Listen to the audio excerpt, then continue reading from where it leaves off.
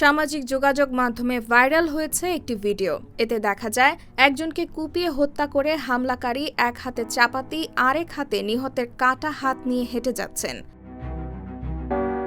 স্থানীয় সূত্র মতে কুমিল্লার দাউদকান্দি উপজেলায় এক যুবককে কুপিয়ে হত্যার ঘটনা ঘটেছে। শুধু তাই নয়, নিহতের একটি হাতও কেটে নেওয়া হয়। মূলত শনিবার উপজেলার ওলানপাড়া গ্রামে এই ঘটনা ঘটে। আর রোববার সামাজিক যোগাযোগ মাধ্যমে ভাইরাল ছবিটিতে দেখা যায় অভিযুক্ত হামলাকারী এক হাতে চাপাতি ও আরেক হাতে নিহতের কাটা হাত নিয়ে খোলামেলা হেঁটে যাচ্ছেন। নিহত মহিউদ্দিন গৌরীপুর ইউনিয়নের ওলানপাড়া গ্রামের রফিকুল ইসলামের ছেলে। তিনি পেশায় রং মিস্ত্রি ছিলেন। গৌরীপুর পুলিশ ফাঁড়ির ইনচার্জ জানান, মহিউদ্দিন গৌরীপুর বাজার থেকে বাড়িতে যাচ্ছিলেন। পথে দুর্বৃত্তরা তাকে কুপিয়ে পালিয়ে যায়। স্থানীয়রা মহিউদ্দিনকে উদ্ধার করে গৌরীপুর স্বাস্থ্য কমপ্লেক্সে নিলে চিকিৎসক তাকে মৃত ঘোষণা করেন। মাদক সংক্রান্ত বিষয়কে কেন্দ্র করে এ হত্যাকাণ্ড ঘটতে পারে বলে প্রাথমিকভাবে ধারণা করছেন তারা।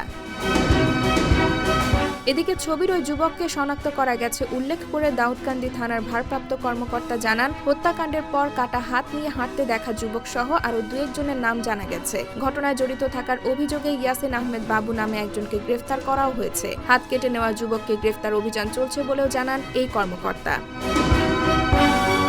IBTV USA, new York.